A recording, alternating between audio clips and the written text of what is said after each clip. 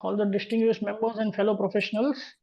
I welcome you all for today's online session. CVOCA has always been conducting seminars, study circles on various technical topics like audit, income tax, GST, company law, etc.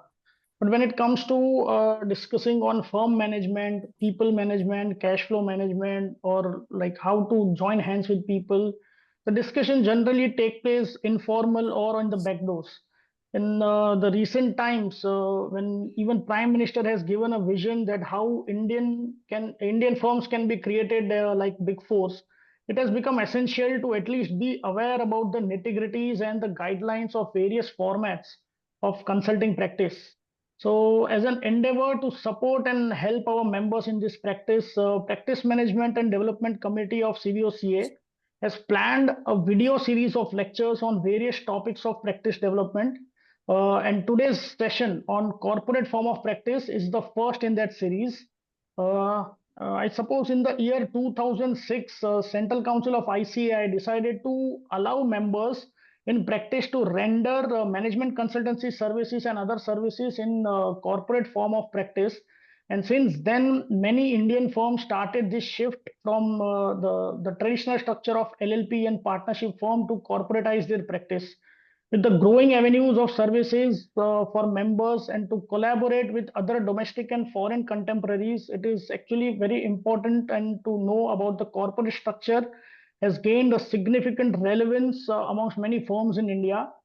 So to address this topic, we have a very learned speaker, CA Nitin Shingala, who is a partner at Deloitte and has been a past president of BCAS.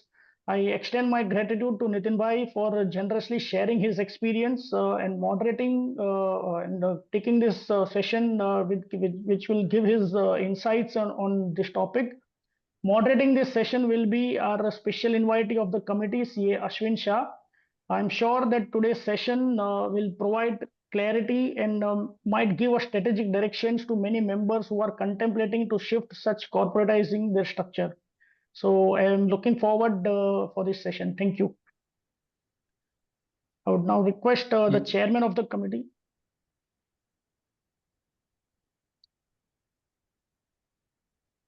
Thank you, President, for the initial remarks. CA practice is in the limelight.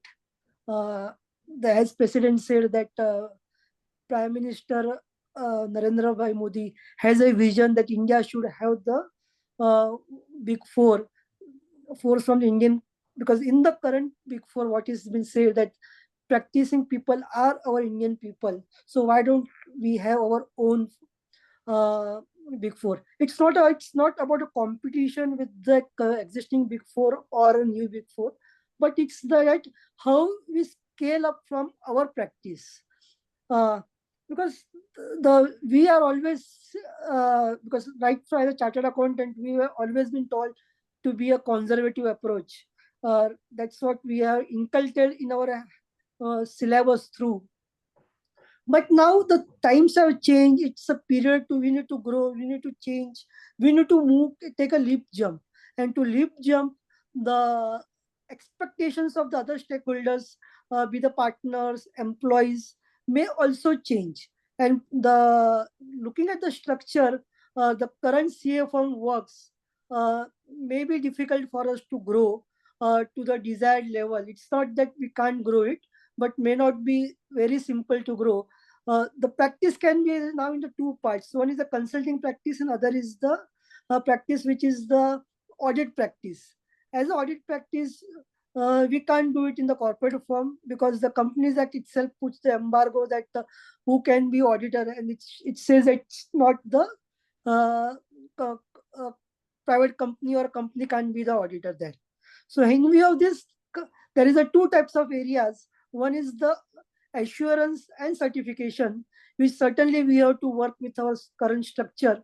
But other than this area, we need to think on it, how we can grow it. Because profession, what in my view, when we say we are practicing profession, the person who is with a small team can be said to be in the practice of a profession. But if the team grows, it's not a profession, but it's certainly a something beyond profession, and to grow that we need to a structure which is more aligned with the modern needs. Institute is also working, CA Institute is also working on these lines, and we are expecting many more clarifications on the corporate form of practice. The institute is allows corporate form of practice, but still the the regulations are such that we have various limitations in that current form of practice, but hope to we see some changes in there in coming days. Um, the topic which has been very well thought by the association, that corporate form of practice, and we have the very apt speaker, Nitin Singala, who had a huge experience in the profession at the varied levels. And I believe that all the participants, this will be a very good learnings which will help them to transform their own practice. Back to the Paras convener. Yeah, thank you, Paras bhai. Before we start the session, I request CA Neeraj Chheda to formally introduce today's speaker, Nitin Singala.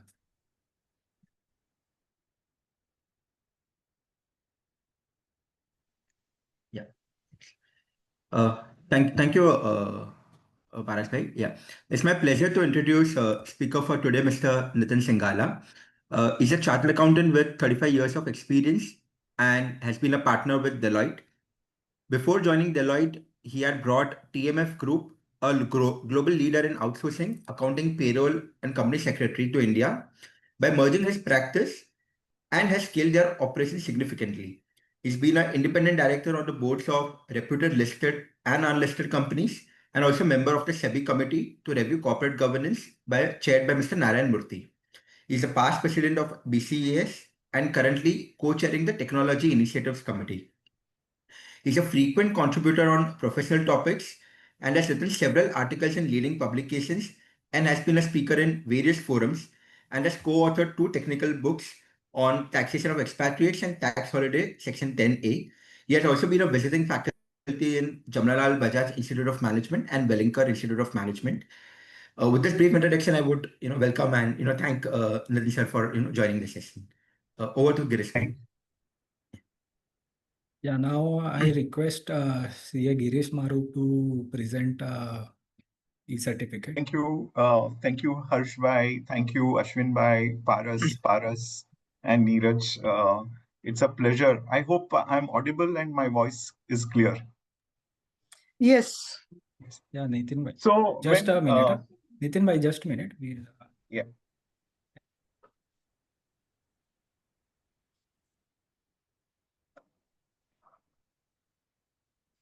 Thank you. Sir, it is our pleasure to have you in today's program. On behalf of CBOC Association, a small token of appreciation, I request you to accept it. Thank you. Thank you. Thank you so much.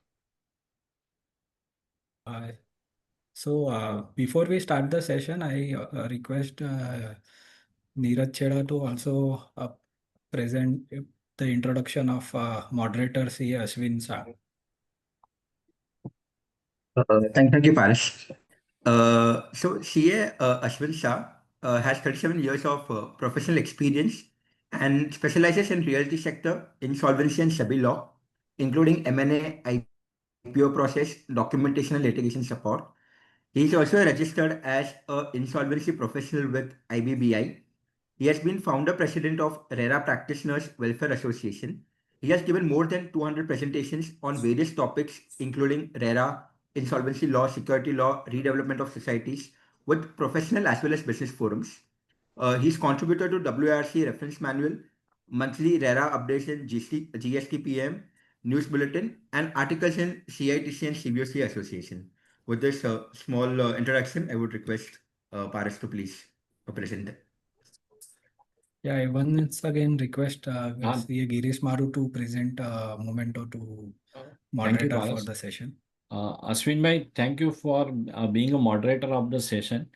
On behalf of CBOC Association, a small token of appreciation, I request you to accept it. Yeah, thank you, Girish. Thank you. Thank you, Ashwin bhai. Yeah, thank you. And Yeah, yeah, Nitin. Thank Yeah, you. Nitin bhai, now the floor is yours. You can start your presentation. Thank you. I'll reshare my screen. I think it's gone now. So hopefully, let me know once you're able to see my screen. Yes, Yes, sir. it is seen. Okay. Thank you. So when Paras Savla called me for this session and he mentioned the topic as corporate form of practice, when I started thinking about this topic itself, the word form I got intrigued by the word form because we are all tax professionals largely, and even otherwise we are very familiar with the concept of form versus substance versus form, right? So I think what I'll talk today is more about the substance. I'll not focus too much on the form part of it. When the organizer shared few questions with me, one of the question pertained to what are the ICI regulations, and I kind of admitted to Paras bhai that look, I have given up my COP many years ago, and I may not be fully familiar with ICA regulations, and certainly I don't have experience in dealing with those regulations. But be that as it may, I mean, we all can answer basis what the provisions state. But idea is to focus more on the substance part of it. And I have a couple of questions before you all start firing questions at me. My first question is, how many of you prepare your own financials or review your own financials more than once a year? I don't know if it is possible to answer through chat or otherwise. And it's a point to be taken. I have one answer. How many times in a year? I mean, is it monthly, quarterly, once a year? Vinit, if you can just elaborate further. Quarterly is good. How many of you prepare annual plan? An annual plan is not just budget and forecast and all of that, which is more operational, but from a strategy point of view that, okay, this is what we want to do, this is where we want to reach, this is what it will take to reach there. So that's more important because I think in today's date and age, what is going to help is having that kind of a strategic thinking. In fact, one of the questions I keep asking some of my colleagues as well. Oh, this is good, Ashwin bhai. Thank you. But I think it is important to understand that when we are talking about management of even in the current form of practice, that management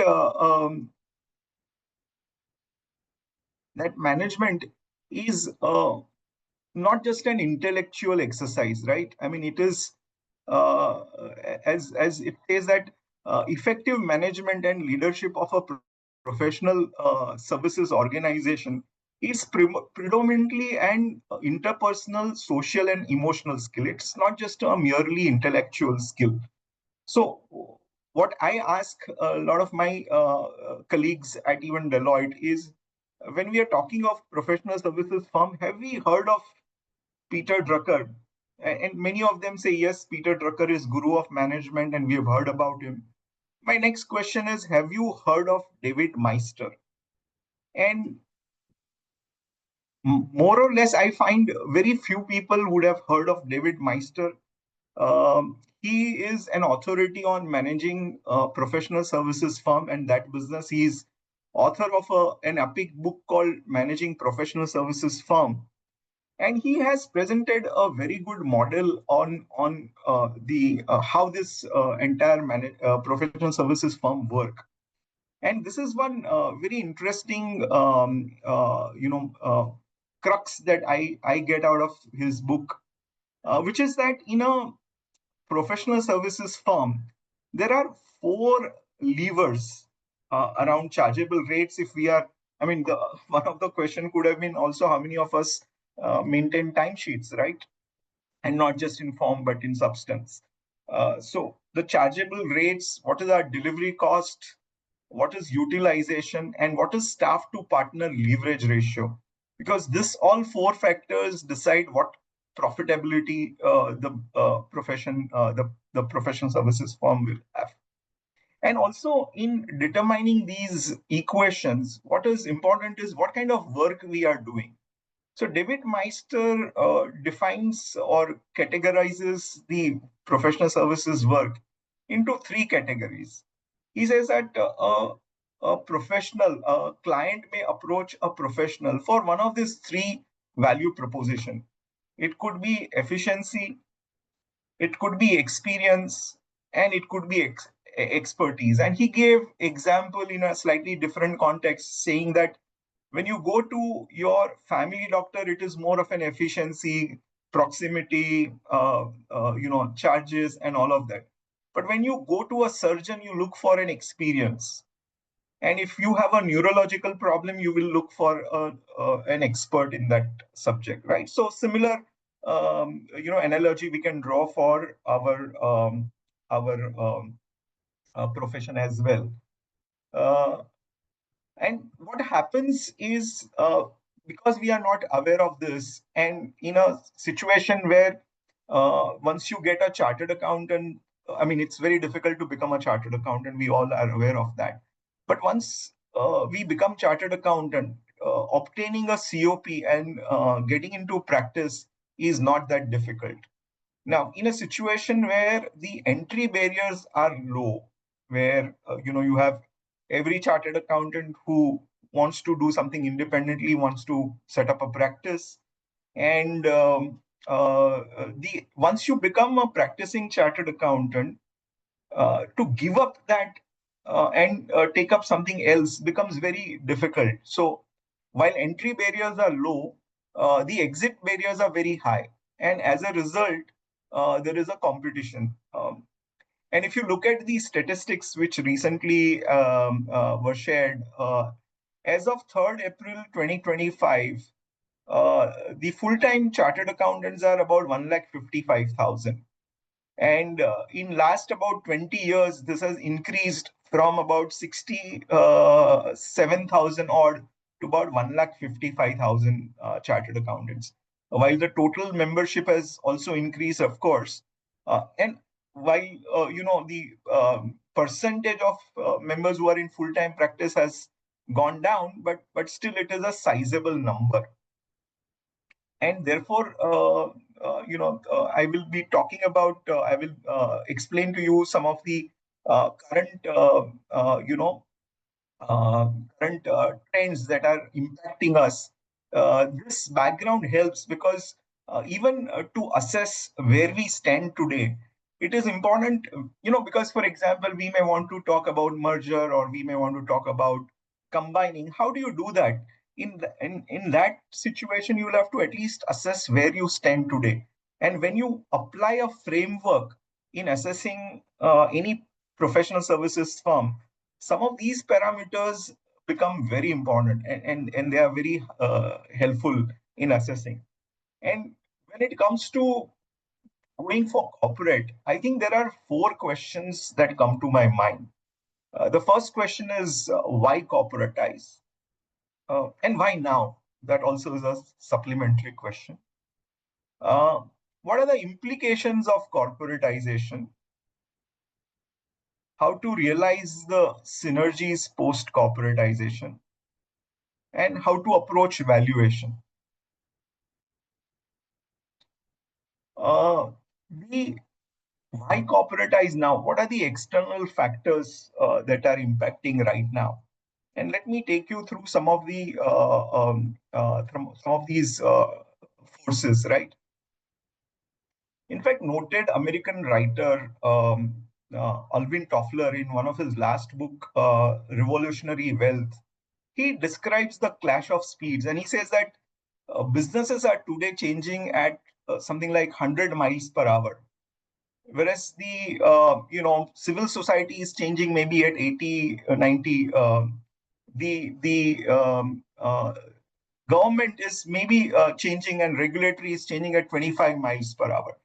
Now, it is essential for us to understand where we are when the forces of changes are so fast.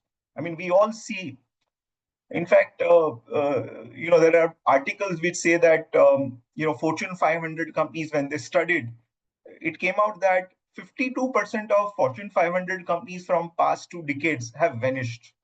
So companies cannot keep up with the changes that are happening unless they change with the wave. I mean, you look at Reliance, the way today Reliance is, it is unimaginable how it was maybe 10 years or 20 years ago, right? I mean, 20 years ago, they barely got into telecom, and where they are today is amazing. I mean, the entire B2C segment that they have focused on, they have come up with a huge focus and energy in that.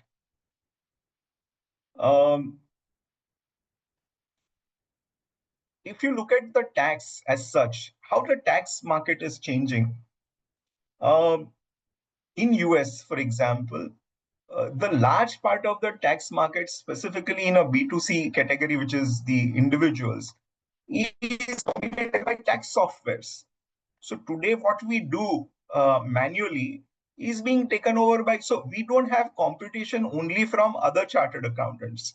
Even non-chartered accountants are getting into territory with digitalization of economy, digitalization of tax processes and all of that. So the tax software such as TurboTax, H&R Block, and all of them are now covering 70% of individual tax return being filed in USA. And also, what is happening is when you look at some of these tax regulations, Brazil, for example, requires a real-time submission of entire ledgers and invoice level data to the tax authority. I mean, in India, in a way, it is happening with GST portal that we have.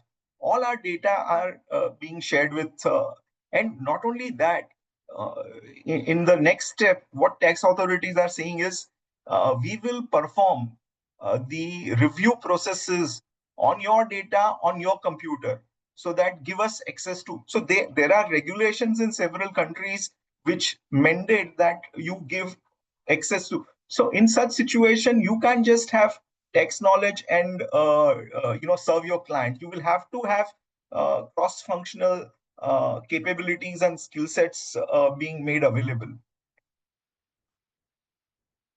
So with that background, let me also say that liberalization is happening in quite a few countries. Before that, let me just cover. So there is a growing economy. With growing economy, the client expectations are increasing. And now if your client is growing and if you're not growing, what will happen? Client is moving into different orbits, and if you don't move with the client, you lose.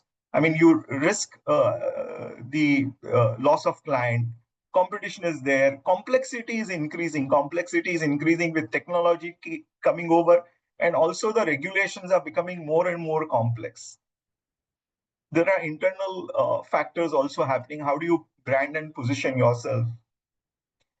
Investment in digital infrastructure required is also significant. Tenant retention and succession are key factors.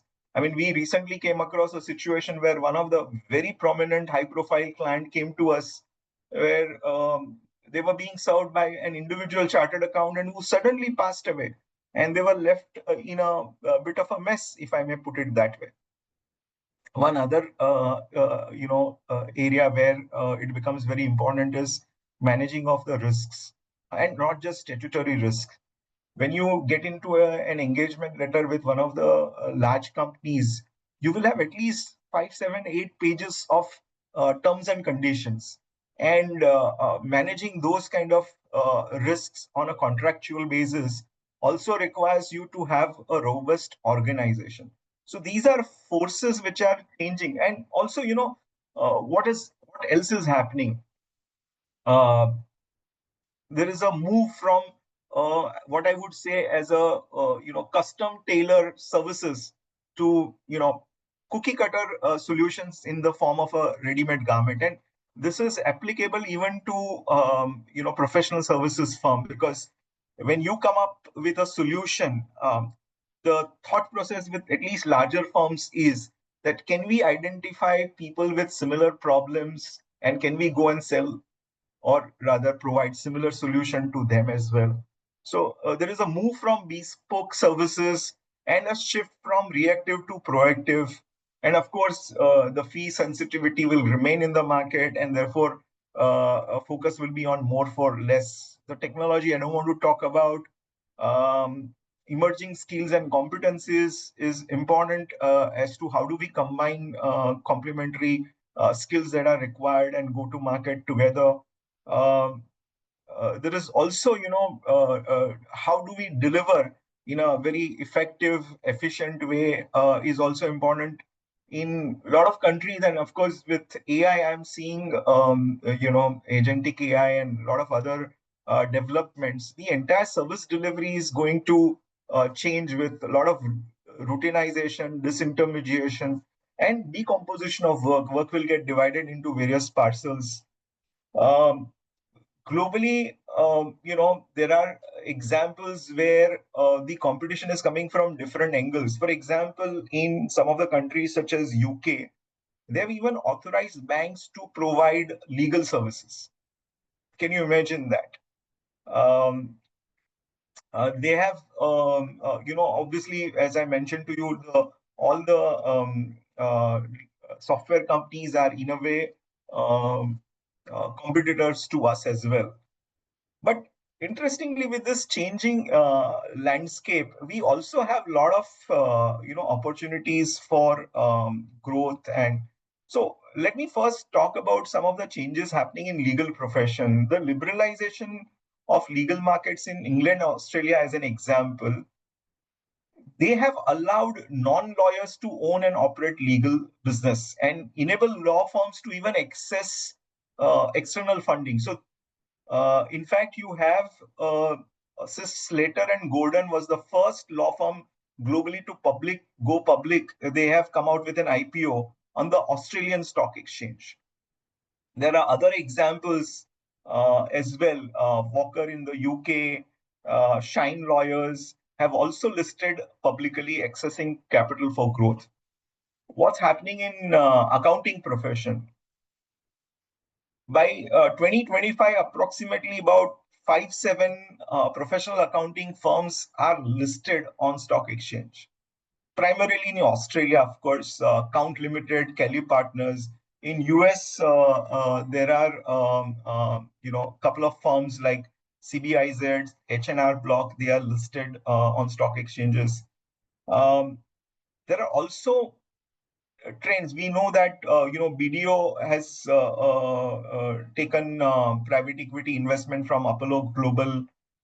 Grant Thornton globally has sold a stake to New Mountain. Baker Tilly has partnered with another private equity firm. There are quite a few others also who have received private equity funds.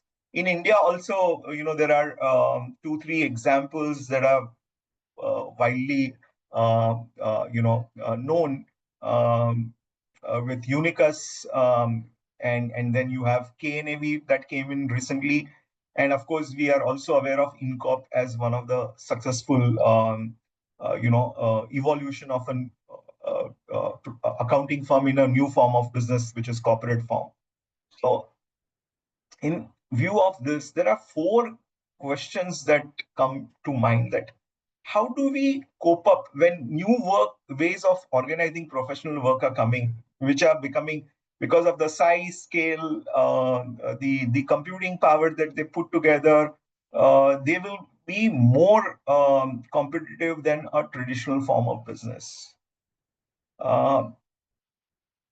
Also, what is happening is you don't need to have all qualified people serving the client. You can have a leveraged model, which is partly you will have qualified and a lot of people who work under direction and supervision. So the para-professional model is coming up as well. And also, important is how do we continue to train and take our team members. There are opportunities of corporatization. You have access to capital. It helps in attract and retain talent. It helps scalability and institutionalization. And institutionalization is very important. Can this firm survive for generations together. I mean, when we look at even some of these large firms, they've been in existence for more than 150, 160 years, and they've evolved their processes into such a I would say to such an extent that it ensures their continuous growth on a year after year basis. The clients expect good quality and governance. That is important, and this, I don't want to read every line, but also there are trade-offs, because when you become part of a firm, large firm, for any large firm, the growth becomes oxygen, and you have to make sure that you continue to grow year after year, and that may not be, especially for some of us who are in that phase where we want occupation to be more of a lifestyle choice, rather than running on a treadmill as typically it is known. Obviously there is dilution of ownership and control. So I always say that when you're looking at corporate form, there are three issues.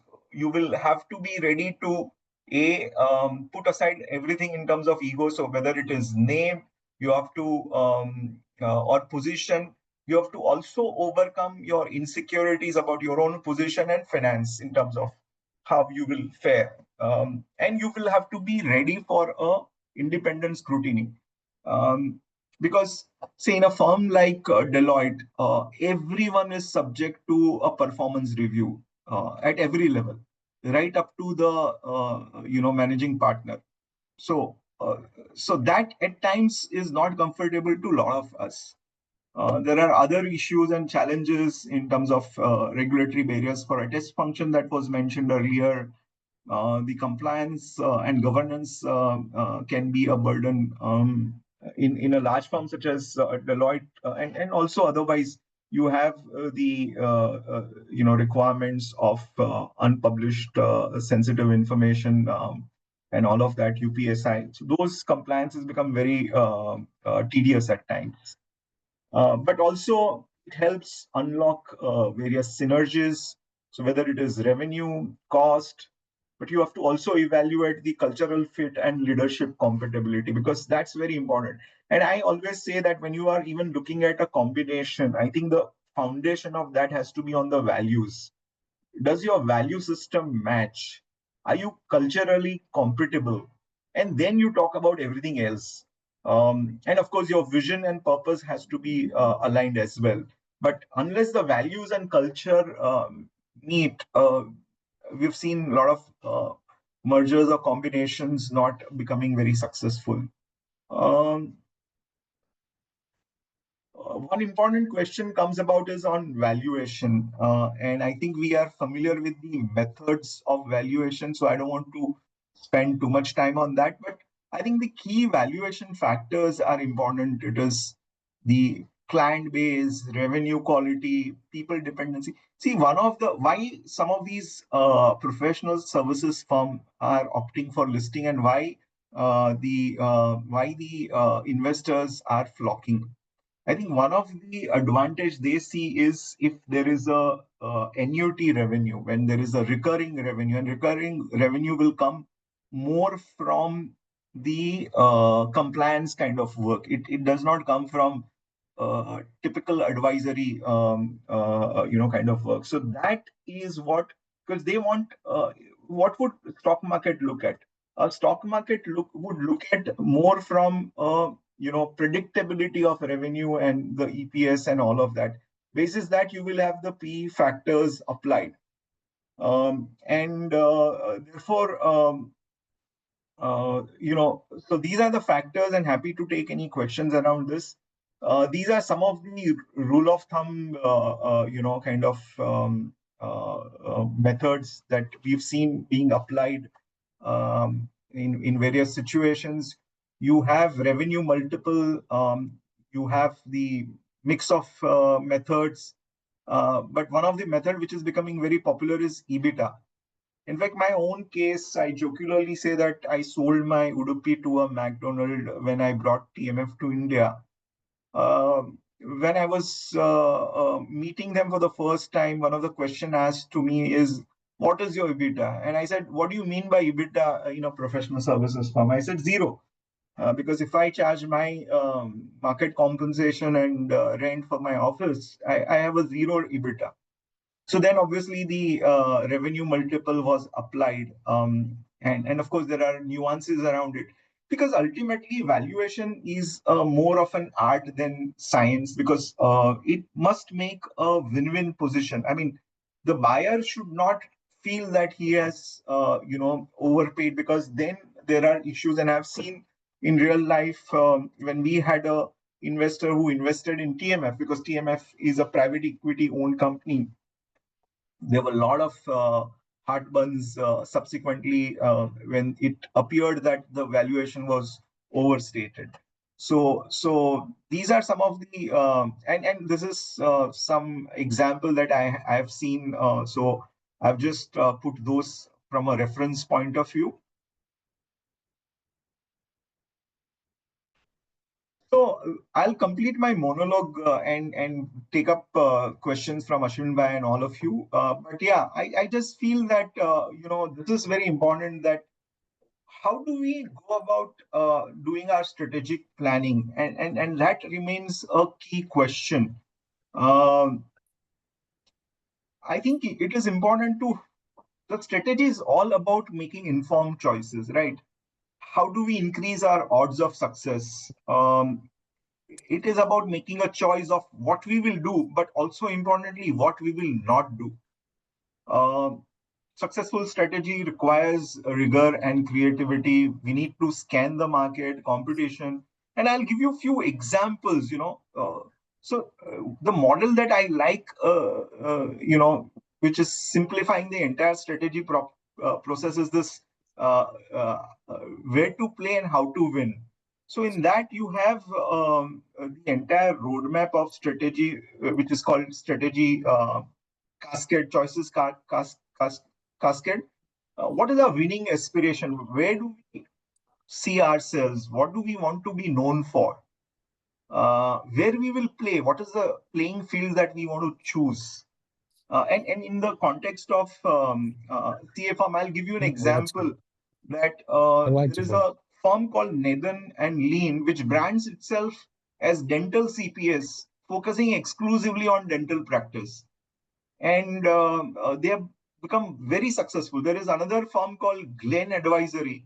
They focus only on physicians because then they would understand the nitty-gritties of their clients' industries, the issues that are faced, and it becomes easy for them to replicate the processes, their delivery mechanism, and make it big. There is very interestingly a firm in California. They are focusing on cannabis market, ganja market, if I may put it in a local language, because that market is growing very significantly, and there are obviously typical issues around it, and therefore they are. And in order to win, what capabilities must be in place, both in terms of human capital, physical capital, and financial capital in all ways. And of course, what measurement and reporting and other systems that are required to support that entire growth. I think that is very important. And as Tom Peters says, pursuit of excellence is always a journey, never a destination. So with that, I'm happy to uh, you know get into a conversation here. Yeah.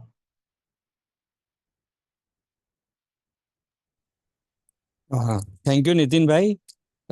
Friends, we have understood the concept of why to corporatize, what are the benefits of corporatization, what branding we can do through this corporatization with the Nitin bhai being the experience and expertise person, because I understand Nitin bhai has gone through all the phases of practice, like from traditional practice, like what we all major of we people are into, then into the developing practice, networking, some specialized tasks, and now at a very high level of practice, being the key partner with Deloitte. So we cannot have a better speaker than Nitin Bhai to discuss now how to do it.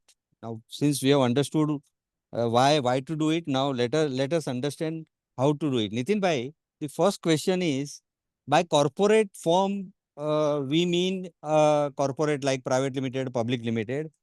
Is it that, or because we all practice in a proprietor partnership or LLP? So again, because there are some limitation in corporate practice, attestation and non-attestation. We have these two broad category of services. Again, within non-attestation, we have compliance and advisory. Correct. So whether how to go, because the attestation partners, those who are partner with us in attestation function, we need to take them together also. And then how to structure our corporate with a attestation firm, because here we are the performer as well as equity holder. It is not the case that there is someone who is holding the equity and we are the performer. Like what happens in a corporate, there are shareholder, director, and then executive. So Nitin bhai, my question is how to formalize this and what So I are the think it is challenges? important to understand what is the purpose behind it, right, Ashwin bhai? So purpose is to bring on board some of the non-chartered accountants as probably stakeholders now or potential. For example, you want, say, a computer expert person to be part of it, or you want to bring in, say, in some of our practices, we have even qualified engineers and architects as part of our practice. So that is very important, and basis that you can work out, what would be the best model.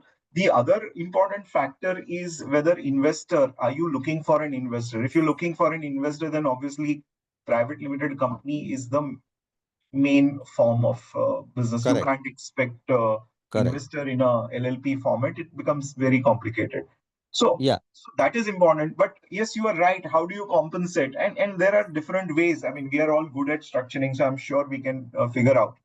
But what we have done at Deloitte is broadly there are three firms, if I may put it. Of course, there are firms now required for valuation and all of that, but broadly we have three firms. One is regulatory firm regulated by ICI that does all the regulatory work. There is a firm which is non-regulated, which does all the consulting and other work. And there is a third firm which procures common infrastructure, whether it is office or IT infrastructure or run some of the common functions, and then cross charges the other two firms. So that's how Correct. we are managing. And of course, there will be situations where even for regulatory work, the non-regulatory firm may support regulatory firm, and therefore, to that extent, basis the arm's length pricing mechanism, some cross charges worked out. Also, it may Because happen that for a non-regulated business, there could be some support provided by regulated business. So similar, I would say, related party transactions or unrelated party transactions, because we are keeping Chinese wall. So unrelated party transactions are carried out. correct. So because the broad idea is to bring all the activities, like the firm or entity should be able to provide a one-stop solution to our client. That is the broad and major idea behind coming together, Correct, merging absolutely. various firm or various talent is. Correct. Now the second question comes is when we merge. Now generally merging at say smaller level, 2 to 4 partner or a proprietor. So what would be more advisable? Like all these 2 to 4 partners, say 5, 6 firm, they merge together and create one a separate entity, or they look out for one already established larger firm or a corporate where they can merge so that they can directly go to the gateway of a standardized process rather than starting all together. I would say, I mean, the new firm or an existing firm is more of a mechanism. I think what is important is alignment on vision, values, and culture. I mean, once you are aligned on those aspects, then the vehicle that you choose is not so much relevant. I mean, while some of the legacy firms had 50, 100-year-old legacy, legacy can be of help, legacy can also become a burden. So I wouldn't be able to comment on a there cannot be a generic answer to that. But I think it is important that the foundational exercise that is required is alignment on vision, values, and culture. Yeah. Nitin bhai, you mentioned about efficiency, expertise, and experience. I would add one more factor, that is energy.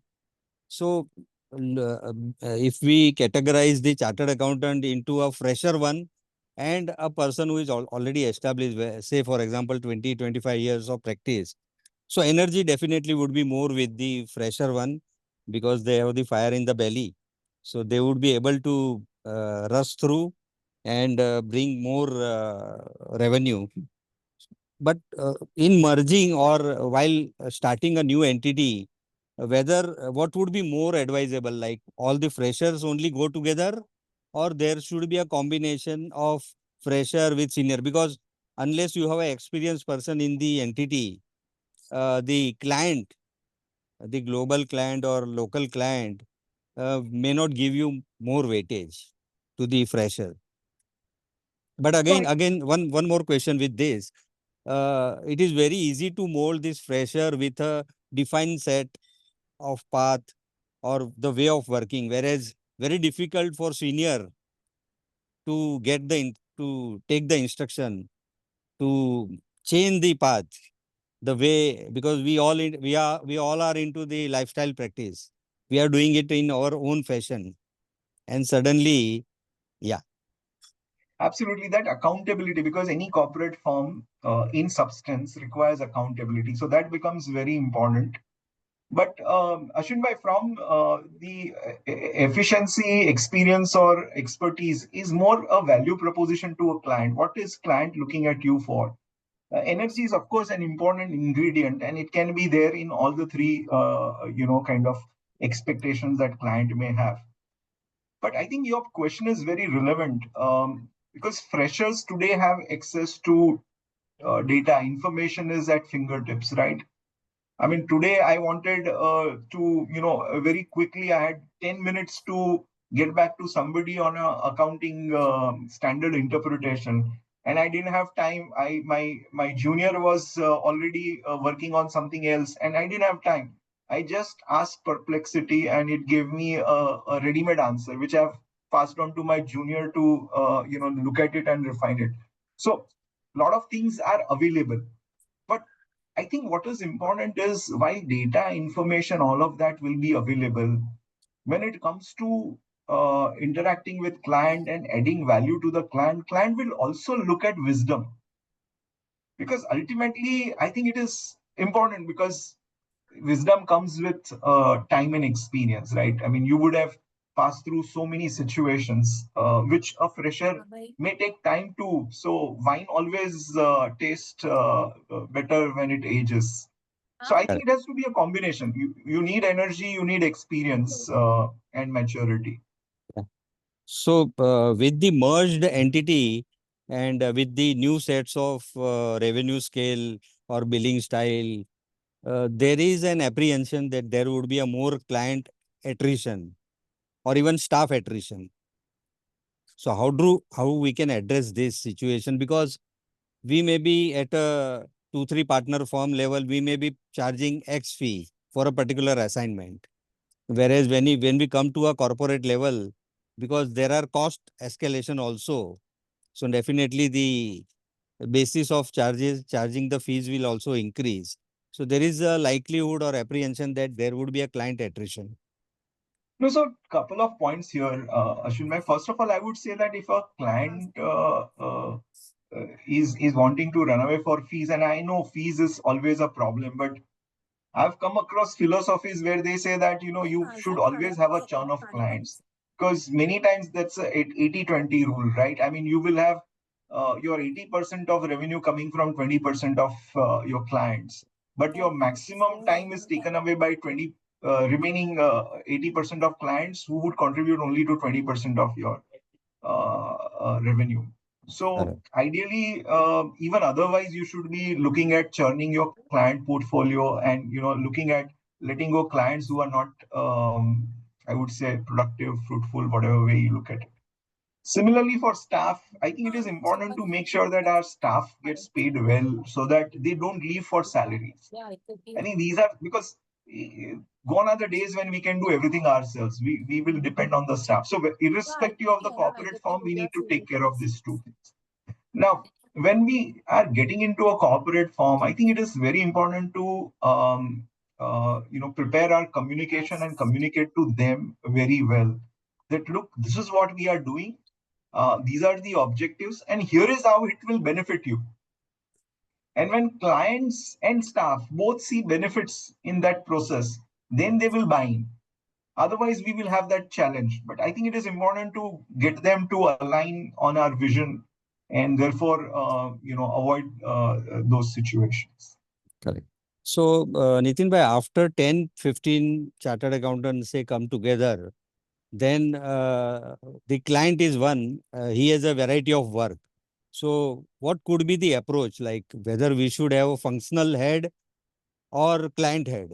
Means like the vertical should be function wise, like attestation, then return compliance and other advisory, litigation, and so on.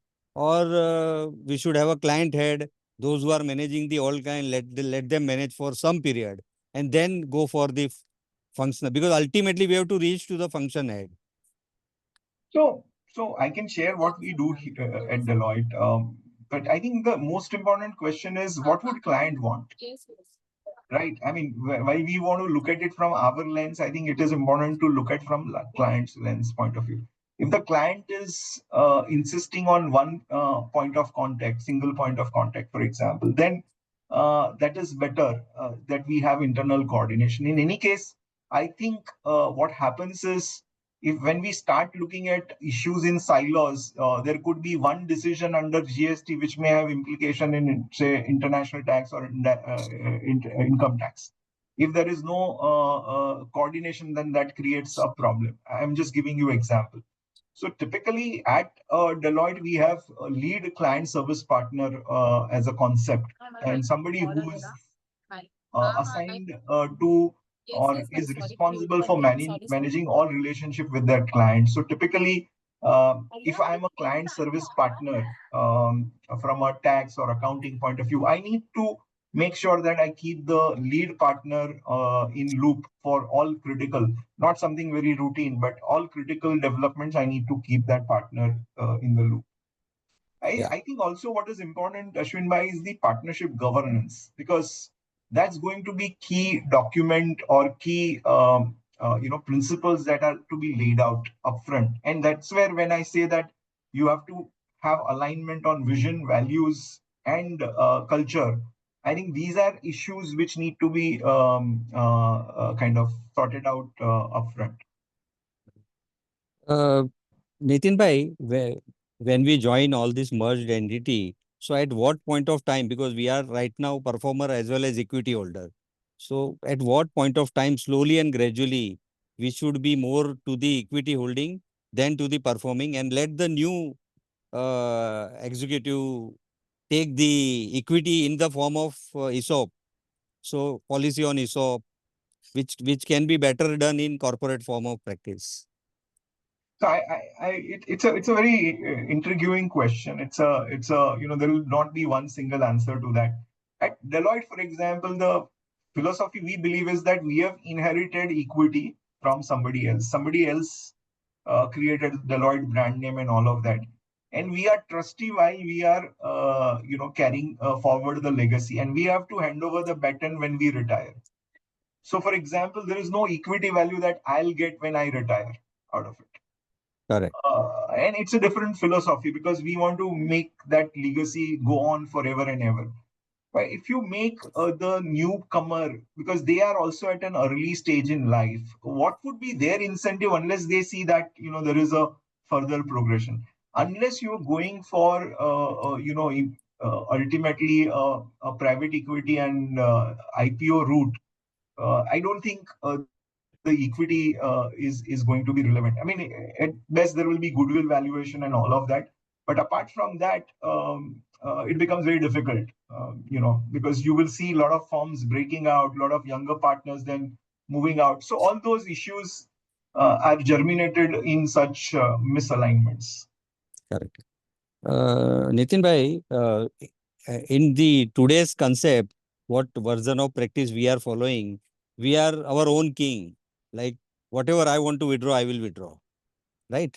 But when we go for a corporate structure, there we need to have some retention also out of our revenue, EBITDA or after tax, and retention for growth, retention for R&D, for training, and what many purposes. So, any input on this? Ke how to design the withdrawal strategy Sure. by So partners? therefore, it becomes very imperative that you have a very robust mechanism of working out your annual plan. Now, basis the annual plan, you decide what is the target revenue, profits, and all of that, and what kind of investments are you wanting to make.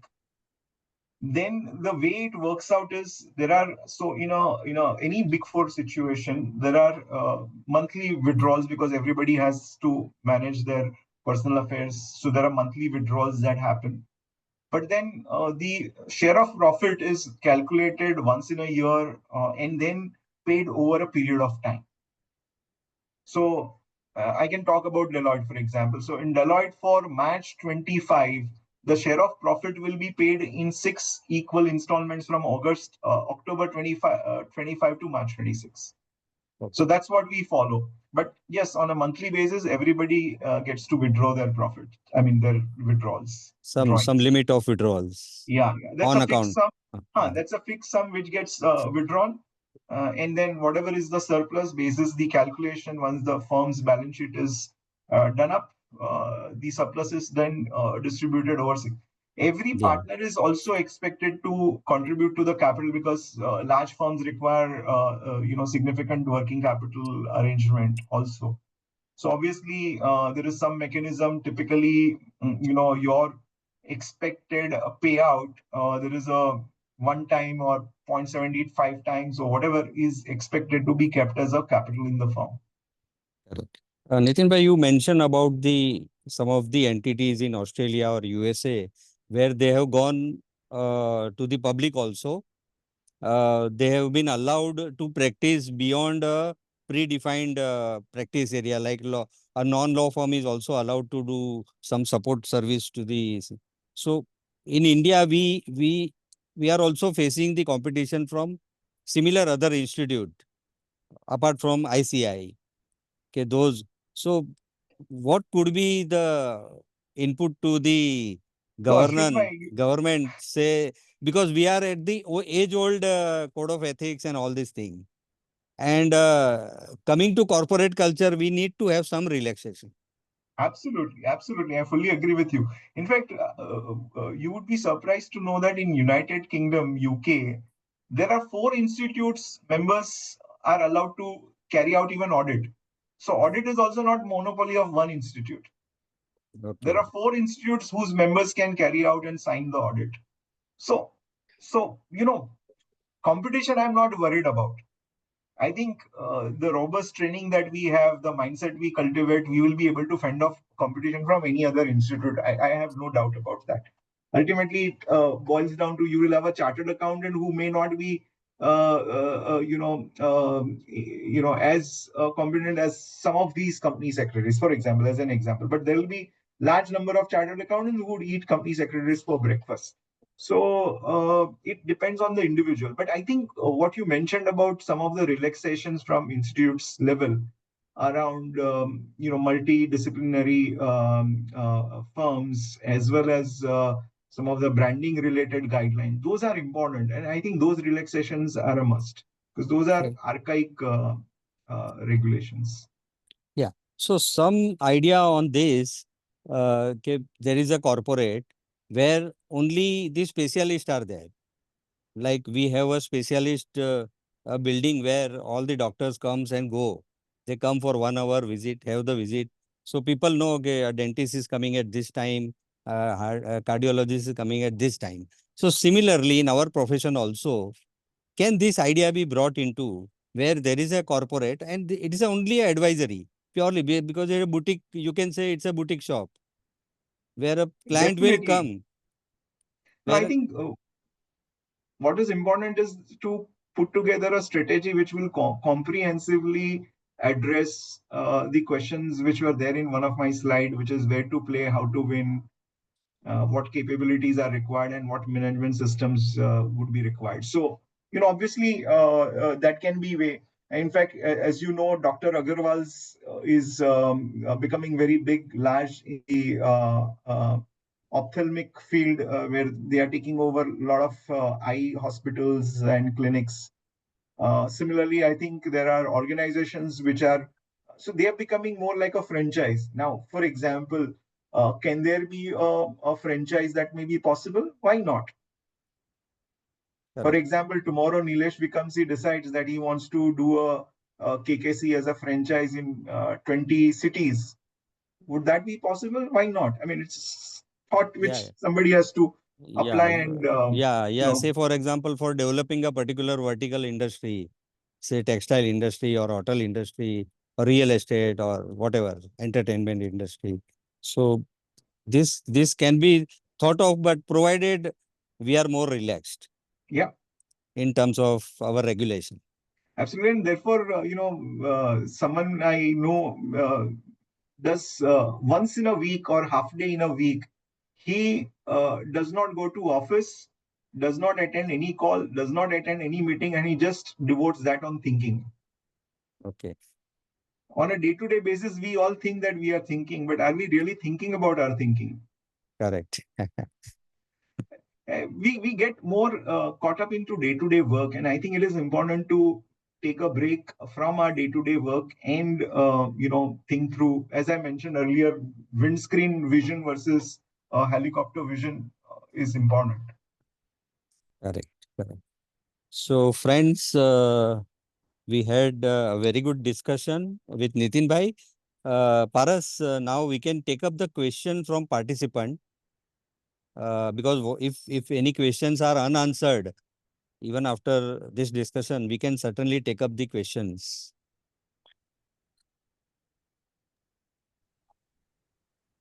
Sure.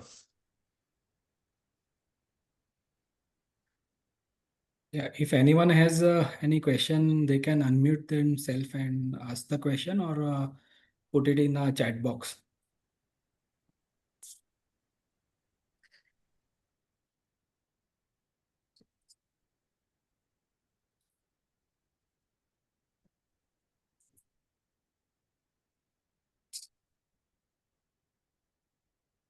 So, Nitin bhai, Saumil here. Yeah. Yeah. I just want to put one question to you. Uh, specifically when we are talking of the consulting services, and then we have the attestation services, and there are two different entities.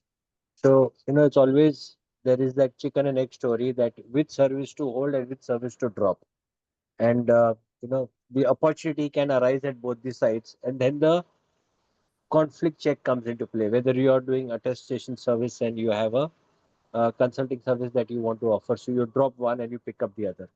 Any experience that you want to share light on? So, Savil, I think very few firms, other than the established ones, would be managing conflict check on a comprehensive basis, because generally the way the firm ownerships are structured, regulatory and non-regulatory, technically it is possible to avoid conflict, right? In a way. But in all fairness, I think it is important to make sure that there is no conflict at an overall group level, even though technically one can argue the other way around. I think it is important to look at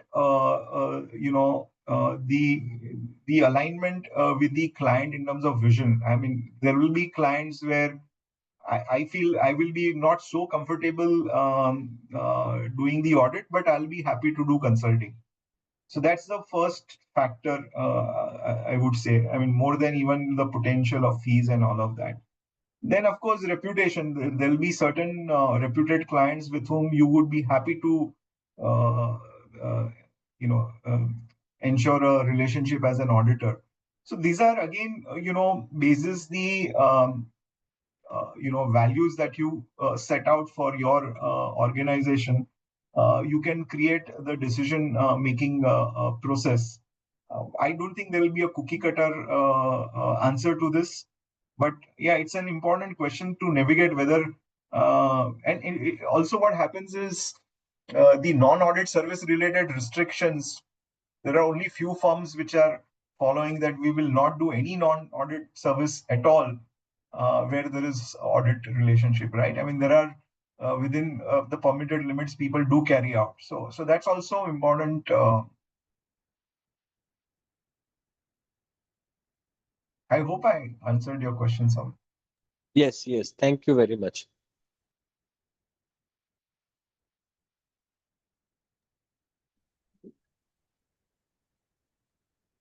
Anyone else? So we have received a few of the questions from the participants. So I'll just read out to them. Yeah. So one question is, how do you force the structure of organization shape the growth? Uh, can you repeat the question, please, The Paras? question is, how do you force the structure of organization shape the growth? I think it is more of a strategic planning process that will, kind of direct what would be the growth rather than just the organization form. I think it is the growth that we want to pursue. We will need to put the organization around. For example, if I want to grow and there are certain capabilities that I need to build, then I'll need to bring those people on board. And so the business plan and the growth ambition will drive the nature of organization or the how the organization should be. Okay. So there is one more question on how to grow capacity and infrastructure in the initial stage of practice. I think, in the initial stage of practice, there is a lot of temptation to do everything for everyone.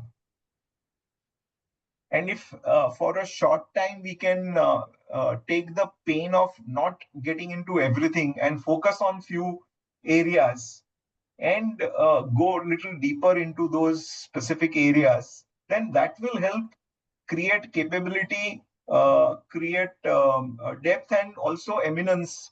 As I gave you examples of CPA firms focusing only on dental client, for example. I've seen very early in those days when service tax, GST of course was not there, service tax was in its infancy. Chartered accountants who decided to focus only on service tax, indirect tax, right? And initially, people were not very, I would say, optimistic about whether that was a right decision, but it turned out to be a fantastic decision. So I think instead of going wider, going deeper is what I would recommend in the initial stage, especially for boutique firms. Okay. And there is one question that we hear the term corporate culture very often. Can you elaborate with example, if possible, on how it applies to a CA firm? I mean, culture, whether you call it corporate culture, firm culture, culture is very important, right? I mean, the other day I went to a firm that is almost 50, 70 years old. And I visited their office perhaps for the first time in their new premises. And one of the things which struck me was there was a toilet door which was partners only. Now, in Deloitte, for example, there are no exclusive toilets for partners. There's no exclusive cafeteria or even dining table for partner. We all sit together with every staff. That's a culture that we want to imbibe and promote. Everybody is equal. Everybody has an opportunity to become CEO of the firm, for example. So it's not just corporate culture. It's the overall culture that we want to kind of encourage and develop. Okay. There is one question. Is it better to merge few firms to form a new larger firm or join an existing large firm? What are the pain points in such mergers? I think I Ashwin bhai I asked will, me that yeah, question, yeah. but yeah. This is done. Another question is how to enter into a market which is already has a many sellers, especially for a young generation, like direct taxation, and considering the fact that many learnings is still pending for the young generation. So that's where I think I'll just repeat myself that if we try to do everything for everyone, that's not going to help. If we identify a focus area, be it client segment or be it offering a particular service, then I think that becomes more effective than trying to do anything and everything for everyone. There is one question I think from the old firm that what are the areas of a firm shall one in leadership position of the firm give priority to, considering the firm is 50 years old with a basic framework. So I think if existing firm wants to move to the corporatization, so what areas they should focus primarily on? No, sorry, can you repeat? Is it more on the business areas or practice the areas or more on? no, I think internal structuring of the firm, say service, IT infrastructure, SOPs, manpower. I'm still not able to So understand the. No, it is Nitin bhai, it is on basically on well-defined path. Means how to define various paths on various SOPs, way of working, rules and regulation within the organization. No, that I think is important, and that will again come out of the basic alignment on values and culture. Because any SOP that you want to create, any division that you want to make in terms of how the common infrastructure would look like, will be based on, suppose, if equity and respect for everyone, irrespective of what level they are at, or that you will treat founders and owners, equity partners at a different way, and others in a different way. So all of that will determine and influence how we want to create SOPs and stuff like that. I think this is more operational and can be definitely worked out basis. I'm sure there are easy solutions available to these operational questions. Nitin bhai, one question I came to my mind. Today, if we are valuing a two firm, typically say one firm is in the quantum of compliance practice and another firm is a emerging advisory firm. Now, taking what you said that for a listed company, the parameters are that recurring income or regular client. So shareholder will look into all these aspects. Whereas advisory is an emerging area. Even the ratio of bottom line to top line would be much higher in advisory service as compared to compliance service. So the difficulty arises here to merge these two firms on a agreed valuation because there are difference of opinion on valuation aspect. I think first and foremost, any combination must result into a greater value for both.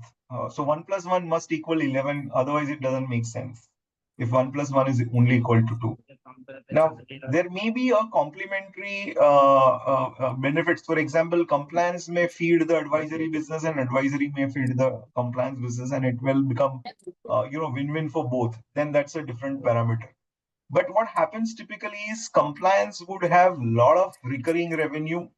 The lock-in with the client will be longer. Once you are doing compliance with a client, for client to go away is difficult. I mean, they can still change the service provider, but it's a slightly painful process.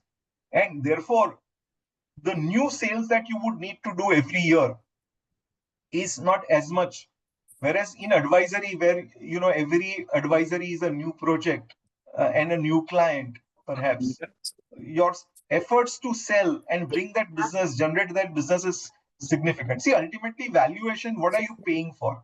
You're not paying for past, you're paying for future. And how do you decide? Because ultimately, whoever is paying for it wants a return on that investment.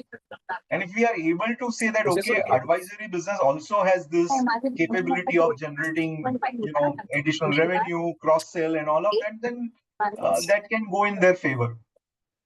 Yeah, so 10x factor would be more probable in advisory services than the compliance services.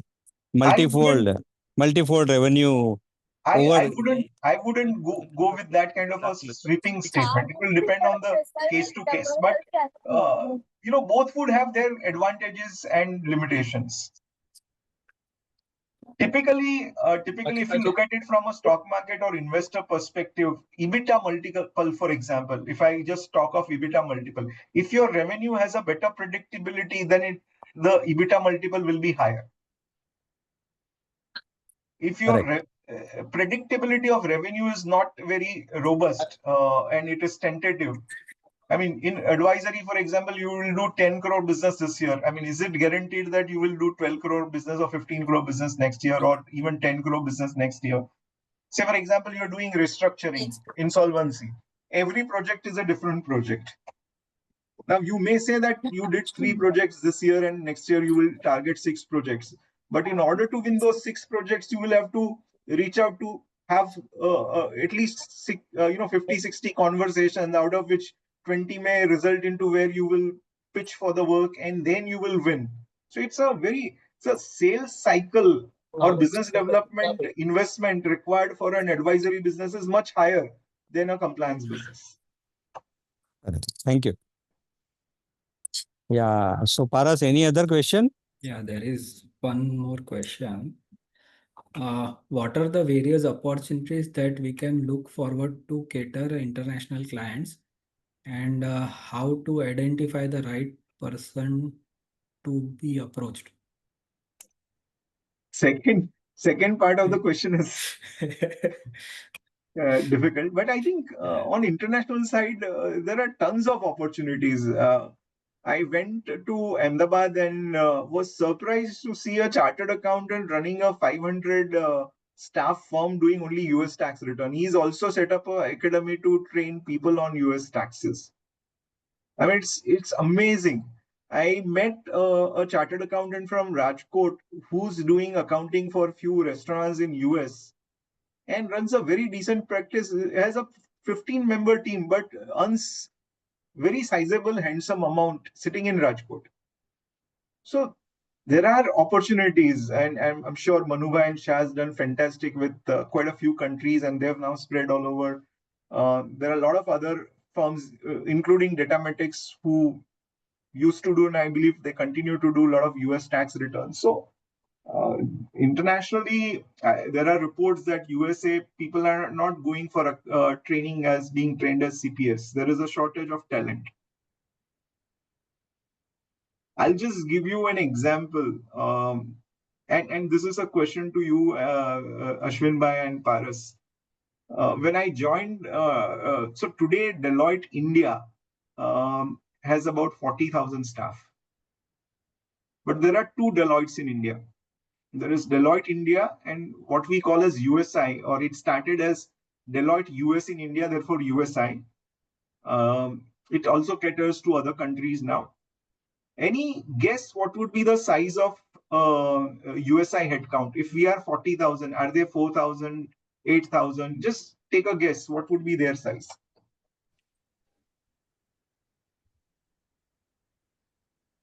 I think should be more than what Deloitte India is. Should maybe 3x or 4x? Pars, you are absolutely on dot. About 120,000. Oh. And therefore today practically almost 1/4 of Deloitte globally is based out of India. And everything, whether it is audit or tax or consulting, nothing gets done in US or other countries without support and contribution from India, I would say, to a large extent. And therefore, the talent that we have here is just mind blowing. I have seen in a lot of the companies, they have back office in India, for example, whether it is JP Morgan or Morgan Stanley or even Mercedes Benz, or a lot of companies have their what they call as GCC or Global Capability Centers. And from India, you would be surprised. For example, Microsoft has a back office, and audit of Microsoft entities in other countries is actually coordinated and done in India.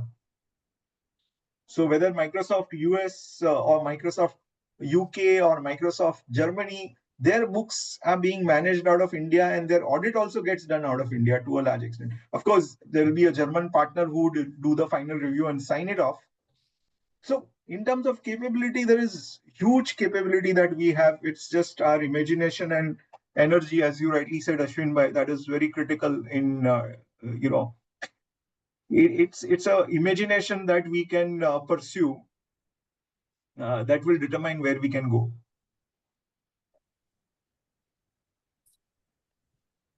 Yeah, so Paras Maru, Yeah. are we done with all questions?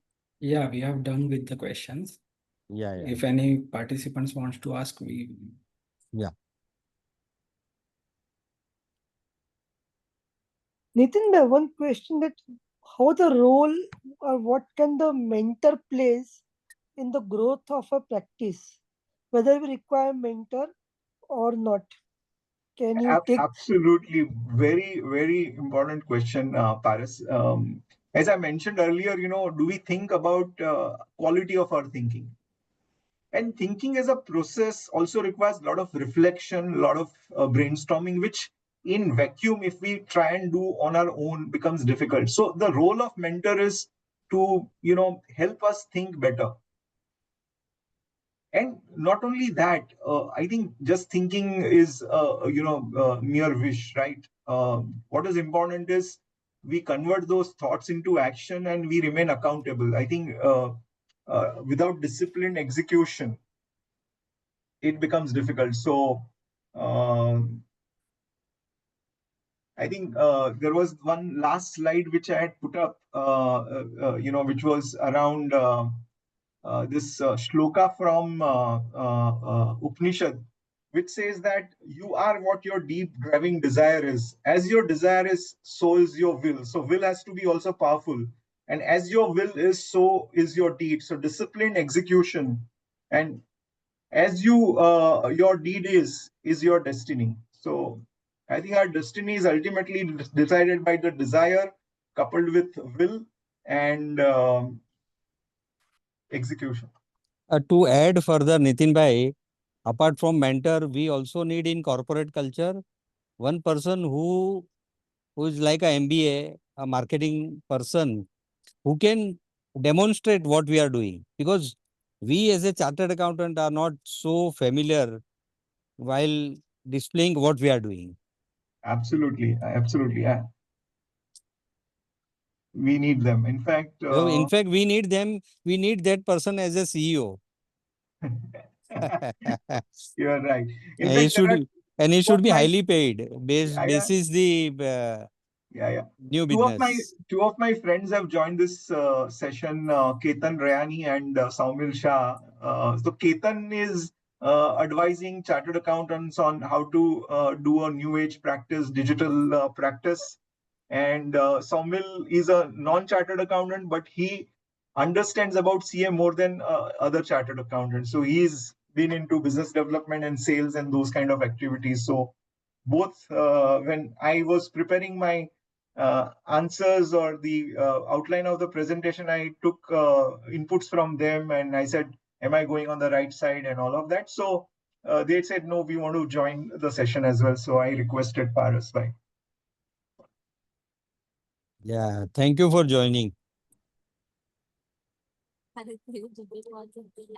So, Paras, can Yeah, I we think- now conclude? Yeah.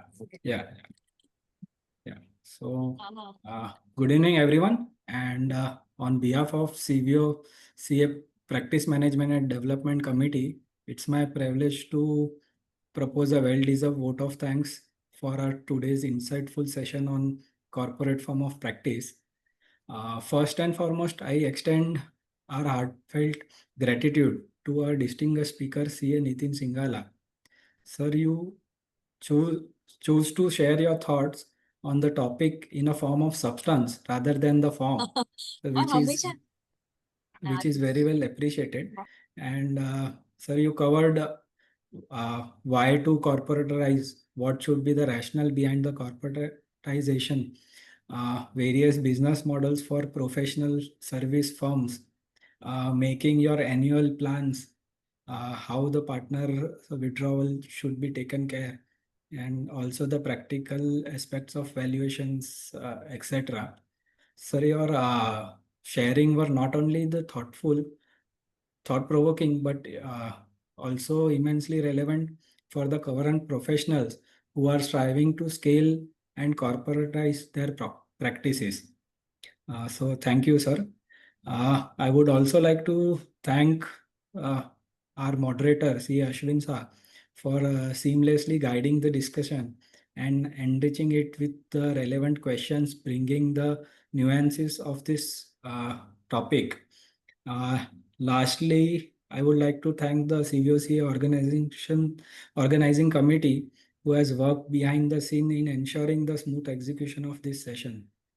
Let us take the inspiration from today's session and reflect on how we as a professional can embrace structured growth and future ready model in our practices.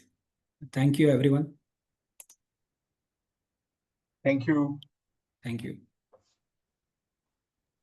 Thank you.